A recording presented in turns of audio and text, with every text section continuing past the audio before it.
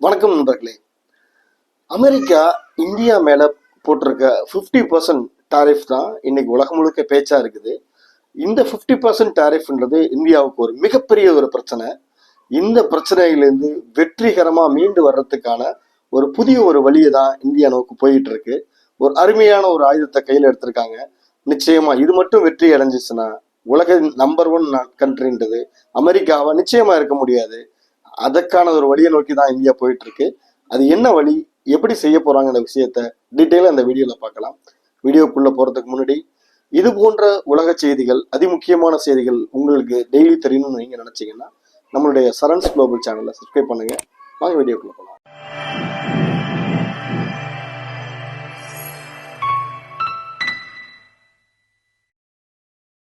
American president Donald Trump ரெண்டாவது தடவையா டேர்முக்கு வந்ததுக்கு அப்புறம் அவர் ஒரு விஷயத்த ஹைலைட் பண்ணாரு. மேக் அமெரிக்கா கிரேட் அகெயின் சொல்லி ஒரு முழக்கத்தோட ஆரம்பிச்சாரு.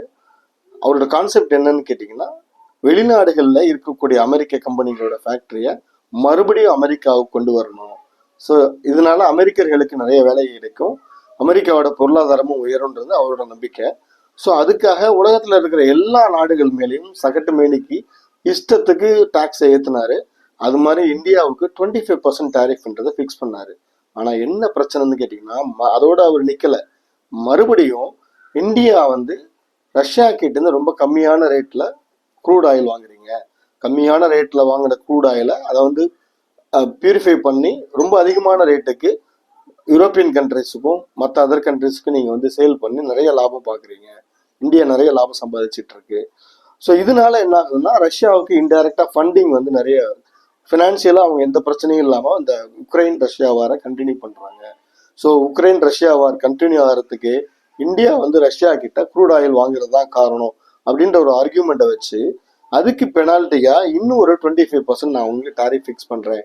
அதாவது ஆகஸ்ட் 27 நேற்றுக்கு காலையில் 9:30 ஸ்டார்ட் ஆகுது. 9:30 அப்புறம் எந்த கப்பல் அல்லது ஷிப்போ இல்லை ஃப்ளைட்டோ யூஎஸ்ல போய் இறங்கினாலும், இந்தியாவிலேருந்து எந்த பொருள் எக்ஸ்போர்ட் ஆனாலும் அதுக்கு 50% வரி. இதுல இருந்து எக்ஸம்ஷன் கொடுத்து வச்சிருக்காரு. என்னன்னு கேட்டீங்கன்னா, அமெரிக்கால இருக்கக்கூடிய மருந்து ஃபார்மா கம்பெனி, அமெரிக்கால இருக்கக்கூடிய ஃபார்மா தேவைகள் எல்லாமே, மருந்து தேவைகள் எல்லாமே கிட்டத்தட்ட 40%, 40% இந்தியாவை நம்பிதான் இருக்குது. இங்கேருந்து எக்ஸ்போர்ட் ஆனாதான் அவங்களுக்கு மருந்தே கிடைக்கும். அந்த மாதிரி ஒரு கண்டிஷன்ல இருக்கிறாங்க. அமெரிக்காவே நம்மளை நம்பிதான் ஏறக்குறைய மெடிசனுக்காக இருக்கு.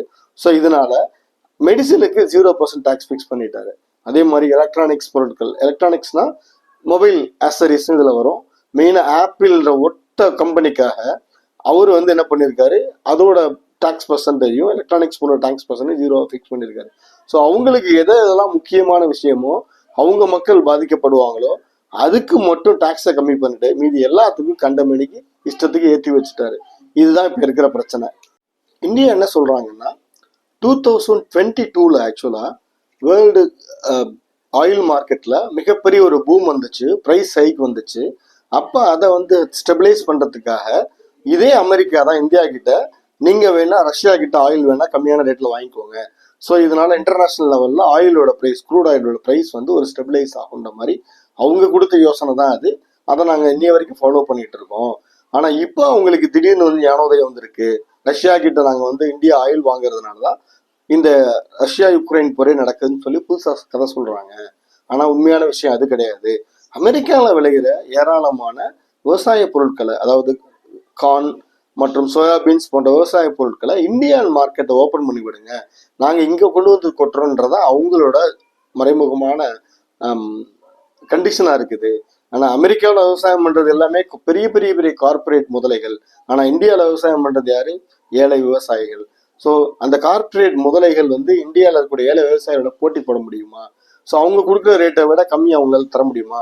ஸோ அப்போ இந்திய விவசாயம் என்னத்துக்காகும்? ஸோ இதையெல்லாம் இந்திய விவசாயத்தை காப்பாற்றுறதுக்காக தான் நாங்க அமெரிக்காவோட இந்த ஒப்பந்தத்துக்கு நாங்க அடிப்பணிகளை அப்படின்னு இந்தியன் கவர்மெண்ட் சொல்றாங்க. அது மட்டும் இல்லை, ட்ரம்ப்போட இவ்வளவு கோபத்துக்கு மெயினான இன்னொரு காரணம் என்னன்னு கேட்டீங்கன்னா, பிரிக்ஸ் அப்படின்னு சொல்லி ஒரு அமைப்பு இருக்கு. அதாவது India, Russia, China, Brazil, south Africa, இந்த நாடுகள் எல்லாம் சேர்ந்து பிரிக்ஸ்னு ஒரு அமைப்பு வைத்திருக்காங்க. இதோட மெயின் நோக்கம் என்னன்னு கேட்டீங்கன்னா, அவங்களுக்குள்ள பிசினஸ் ட்ரேட் வந்து இன்க்ரீஸ் பண்ணிக்கிறதுக்காகவும் அவங்களுக்குள்ள ஒவ்வொருத்தருக்கு ஒருத்தர் பிசினஸ் இம்ப்ரூவ் பண்றதுக்காகவும் உங்களுக்கான பிரச்சனைகளை அவங்களே கூடி தீர்த்துக்கிறதும் உங்களோட மெயினான பிரச்சனைகளை ஒண்ணு. இவங்க என்ன பண்ணிருக்காங்கன்னு கேட்டீங்கன்னா, எப்பவுமே உலகமே வந்து டாலரை நம்பி தான் இருக்குது. அதாவது இந்த உலகத்துல எந்த நாடு மற்றொரு நாட்டுல எந்த பொருள் வாங்கினாலும் டாலர்ல தான் பே பண்ண வேண்டிய ஒரு நிலைமை இருக்குது.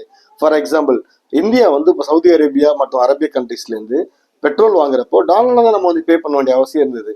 ஆனா இப்ப என்ன ஆச்சுன்னு கேட்டீங்கன்னா, ரஷ்யா கிட்ட பெட்ரோல் வாங்குறப்போ, க்ரூட் ஆயில் வாங்குறப்போ நம்ம வந்து இந்தியன் ரூபாயில நம்ம வந்து பே பண்றோம். ஸோ இதே மாதிரி நம்ம பிரிக்ஸ் நாடுகளுக்குள்ள அவங்க சப்போஸ் இப்போ இந்தியா வந்து சைனா கிட்ட ஒரு பொருள் வாங்குறாங்க அப்படின்னு சொன்னா அந்த பொருளுக்கு நம்ம சைனாவோட யுவான், அந்த சைனாவோட ரூபாயில நம்ம வந்து பே பண்ணாலோ, கரன்சியில பே பண்ணாலோ, இல்ல பிரேசிலோட நம்ம எதாவது வாங்கணும்னா பிரேசிலோட அவங்களோட கரன்சில நம்ம பே பண்ணாலோ டாலரோட வேல்யூன்றது ஆட்டோமேட்டிக்கா அடி வாங்க ஆரம்பிக்கும். ஸோ இவங்களுக்குள்ள என்ன ஆகும் கேட்டு இருக்கிற ஒத்துழைப்பு வந்து டாலரோட டிமாண்டை கம்மி பண்ண ஆரம்பிக்கும். ஸோ இது நாளைக்கு என்ன ஆகும்னா, உலகம் முழுக்க இது மாதிரி பண்ண ஆரம்பிச்சிட்டாங்கன்னா டாலருக்கான மதிப்புன்றது ஒண்ணுமே இல்லாமல் போயிடும். ஸோ இதை எப்படியாவது தடுக்கணுன்றதுக்காக ட்ரம்ப் ஏற்கனவே திட்டம் போட்டு வச்சிருந்தாரு. அவர் சொன்னது மெயினான விஷயம் என்னன்னு கேட்டீங்கன்னா, டி டாலரைசேஷன், அதாவது டாலரோட மதிப்பை குறைக்கிற வகையில எந்தெந்த நாடெல்லாம் செயல்படுறாங்களோ அவங்களுக்கு அமெரிக்கா மிக அதிகபட்சமான ஒரு வரியை போடுன்னு சொல்லி ஏற்கனவே சொல்லிக்கிட்டு தான் இருந்தாரு. ஸோ அதுவும் கூட இது ஒரு மேஜரான காரணமா இருக்கு. அது மட்டும் இல்ல, இந்த பிரிக்ஸ் நாடுகள்லேயே அமெரிக்கா என்ன பண்ணிருக்காங்கன்னா, பிரேசிலுக்கும் இந்தியாவுக்கும் தான் மிக அதிகபட்சமான வரி விதிப்பை போட்டிருக்காங்க. இந்தியா என்ன சொல்றாங்கன்னா, ரஷ்யா கிட்ட இருந்து ஆயில் வாங்குறதுல உலகத்திலேயே அதிகமா வாங்குறது சைனா தான். ஆனா சைனாவுக்கு இந்தியாவோட கம்மியான டாக்ஸ் போட்டிருக்கீங்க. அதே மாதிரி இந்தியா வந்து ரஷ்யா கிட்ட ஆயில் வாங்குறத விட மிக அதிகமான வேல்யூக்கு யூரோப்பியன் யூனியன், அதாவது ரஷ்யா உக்ரைன் வார்ல உக்ரைனுக்கு சப்போர்ட்டிவா இருக்கிற யூரோப்பியன் யூனியனே வந்து ரஷ்யா கிட்ட இருந்து அவங்க தான் மிக அதிகமான ரேட்ல கேஸ் வாங்கிட்டு இருக்காங்க. ஸோ அதெல்லாம் அவங்க கண்ணுக்கு தெரியல. இந்தியா வந்து ரஷ்யா கிட்ட வாங்குறது மட்டும்தான், அதனாலதான் உக்ரைன் போர் நடக்குதுன்னு சொன்னீங்கன்னா இது வந்து செலக்டிவா பேசுறது தானே. இது வந்து இந்தியாவை வேணுக்குன்னே கார்னர் பண்ணணுங்கிறதுக்காக செய்யற விஷயம் தானே இந்தியா சொல்றாங்க. சைனா மேலேயும் இல்ல, பிரேசில் அது மாதிரி ஃபர்ஸ்ட் என்ன பண்றாங்க, பிரிக்ஸ்ல இருக்க நாடுகள் எல்லாத்தையும் ஒரே நேரத்தில் அடிக்க முடியாது அப்படின்னு சொல்லிட்டு இந்தியாவையும் பிரேசிலையும் குறி வச்சிருக்காங்க. அது மட்டும் இல்லாம சைனாவை நம்பிதான் அமெரிக்கன் எக்கனாமியே இன்னைக்கு இருக்கு. அமெரிக்கால ஓடுற எல்லா கார்ல இருந்து பேட்டரியில இருந்து எல்லா விஷயமுமே சைனாவை நம்பிதான் இருக்கு. அவங்களோட ஸ்பேர் பார்ட்ஸ் இல்லாம அமெரிக்கால ஒண்ணுமே நடக்காது. ஸோ அதுக்காக சைனா மேல அதிகமான டாக்ஸை போட்டா பாதிக்கப்படுறது சைனாவோட அமெரிக்கா அதிகமாக பாதிக்குங்கிறதுக்காக சைனாவோட பொருட்களுக்கு இந்தியாவோட விலை ரேட், அதாவது டாக்ஸ் ரேட் கம்மியா வச்சிருக்காங்க அப்படின்றது இந்தியாவோட வாதம். அமெரிக்கா என்ன நினைச்சாங்கன்னா, இந்தியா மேல 50% டாக்ஸ், இந்த அளவுக்கு டாக்ஸ் ஏத்த என்ன பண்ணுவாங்கன்னா, இந்தியா வந்து ரஷ்யா கூட வாங்குற ஆயில் வாங்குறத கம்மி பண்ணிக்கிட்டு அமெரிக்கா சொல்றதை கேட்டுட்டு அந்த அக்ரிமெண்ட்ல கையெழுத்து போடுவாங்க.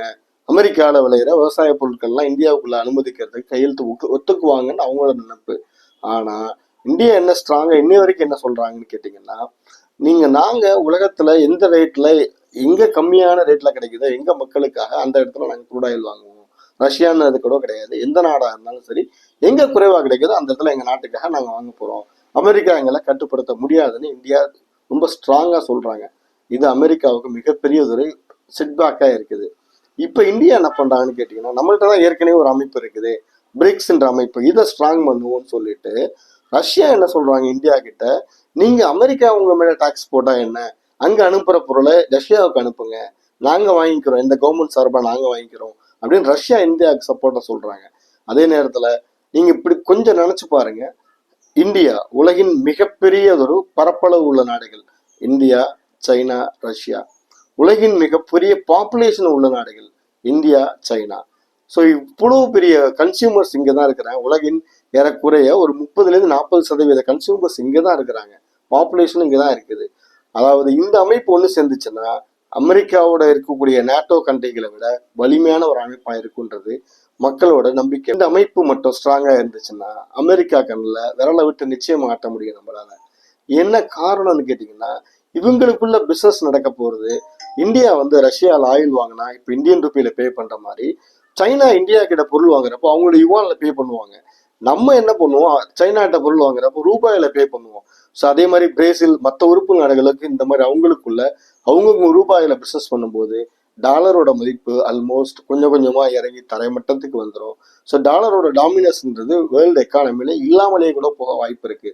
ஸோ அந்த நேரத்துல அமெரிக்கா தன்னோட டாமினன்ஸை காப்பாத்திக்கிறதுக்காக நிச்சயமா இறங்கி வருவாங்க. எனக்கு தெரிஞ்ச வரைக்கும் இந்த டாரிஃப் வார்ன்றது 6 மாசம் கூட ரொம்ப ரொம்ப தாங்கினாலே ரொம்ப ரொம்ப பெரிய விஷயம். நிச்சயமா ஏதோ ஒரு வகையில அமெரிக்காவுக்கு பேச்சுவார்த்தைக்கு வருவாங்க. என்ன காரணம்னு கேட்டீங்கன்னா, பாதிக்கப்பட போறது டாக்ஸ்னால இந்தியா மட்டும் கிடையாது, அமெரிக்காலேயும் மக்கள் வாங்குறவங்க பாதிக்கப்பட தான் போறாங்க. நிச்சயமா இந்திய பொருட்கள் ஆல்ரெடி வாங்கினவங்க திருப்பி வாங்கணும்னு நினைச்சா விலை அதிகமாக கொடுக்க வேண்டிய நிர்பந்தம் ஏற்படும். அமெரிக்கால ட்ரம்ப்புக்கே இப்ப மிகப்பெரிய எதிர்ப்பு இருக்குது அந்த நாட்டுல. இந்தியாவை எப்பவுமே நீங்க கைவிட்டக்கூடாது, இந்தியாவை நீங்க முழுசா பகைச்சிக்க கூடாது. ஏன்னா கன்சியூமர்ஸ் ரொம்ப ரொம்ப வேர்ல்ட்லயே ரொம்ப ரொம்ப அதிகமா இருக்கிற ஒரு நாடு இந்தியா, வளரும் நாடு, யூத்ஸ் அதிகமா இருக்கிற நாடு. ஸோ அங்க இருக்கிற நாட்டை நம்ம நாட்டோட வளர்ச்சிக்கு பயன்படுத்திக்கணுமே தவிர நீங்க அவங்களை எதிரியா பார்க்க கூடாதுன்றது அங்க இருக்கிற எக்ஸ்பர்ட்ஸோட அட்வைஸ். ட்ரம்ப்புக்கு இதுதான் அட்வைஸ் பண்றாங்க. சரி, இந்த பிரிக்ஸ்ல உள்ள நாடுகள்லாம் ஒண்ணு சேர்ந்தா என்ன நடக்கும்? ஆல்ரெடி சைனான்றது ஒரு மிகப்பெரிய உலகத்தோட மிகப்பெரிய மேனுஃபேக்சரிங் ஹப். இந்தியான்றது ஐடி செக்டர்ல இருந்து, சர்வீஸ் செக்டர்ல இருந்து, ஃபார்மா செக்டர்ல இருந்து, ஸ்பேஸ் செக்டர்ல இருந்து உலகின் மிகப்பெரிய ஒரு லீடிங் ஒரு ஜெயிண்டா இருக்குது. அதே மாதிரி ரஷ்யா எடுத்தீங்கன்னா எனர்ஜி, மிகப்பெரிய எனர்ஜி கண்ட்ரோல்ல தான் இருக்காங்க. அவங்களோட ஆயில், பெட்ரோல், அட்டாமிக் எல்லாமே அவங்க கையில வச்சிருக்காங்க. ஸோ இந்த 3 சக்தியும் ஒன்று சேர்றப்போ நிச்சயமா அமெரிக்கான்ற ஒரு நாடு அமெரிக்காவோட தேவைகளுக்கே அவங்க மற்ற நாடுகளை சார்ந்துதான் பெரிய அளவுல இருக்கிறாங்க. மற்ற தேவைகளுக்கு மேபி டெக்னாலஜியில எவ்வளவு பெரிய வல்லரசா இருந்தாலும் சைனால இருந்து தான் அவங்களுடைய மிகப்பெரிய கார் கம்பெனிக்கு தேவையான பேட்டரியில இருந்து, மேக்னெட்ல இருந்து எல்லாமே சைனால இருந்து தான் போயிட்டு இருக்கு. அவங்களுக்கு இன்னைய வரைக்கும் அவங்களோட டெக்னாலஜியை ரன் பண்றதுக்கே சைனாவோட உதவின்றது மிகப்பெரிய அளவுல தேவைப்படுது. அதே மாதிரி அவங்க மக்களுக்கு ஃபார்மா மருந்துன்றது எவ்வளவு அடிப்படையான விஷயம், அதுக்கும் இந்தியாவோட ஹெல்ப் தான் தேவைப்படுது. இந்தியாவோட எக்ஸ்போர்ட் இல்லாம அவங்களால சமாளிக்க முடியாதுன்றதான் நிதர்சனமான உண்மை. இதுல இன்னும் ஒரு முக்கியமான விஷயமும் இருக்குது. ஏற்கனவே சீனாவுக்கும் நமக்கும் நிறைய பஞ்சாயத்து இருக்கு எல்லையில. ஸோ அந்த இப்போ அமெரிக்கா தான் நம்மளையும் சீனாவையும் ஒன்று சேர்க்கிற மாதிரி கிட்டத்தட்ட ஒரு சூழ்நிலை கொண்டு வந்திருக்கு. சீனாவை முழுக்க முழுக்க நம்பி அவங்க சொல்றது எல்லாத்தையும் நம்மளால செய்ய முடியுமான்றதும் சந்தேகத்துக்கூட ஒரு விஷயம்தான். நீங்க என்ன நினைக்கிறீங்க? இந்த பிரிக்ஸ் அமைப்பு அமெரிக்காவோட டாலரை ஓட ஓட விரட்டுமா, இல்ல அமெரிக்கா கிட்ட சரண்டர் ஆகுமா? நீங்க என்ன நினைக்கிறீங்கன்றதை கமெண்ட்ல சொல்லுங்க. உங்க கருத்துக்காக நான் வெயிட் பண்றேன். மீண்டும் மற்றொரு வீடியோவில் சந்திப்போம். நன்றி, வணக்கம்.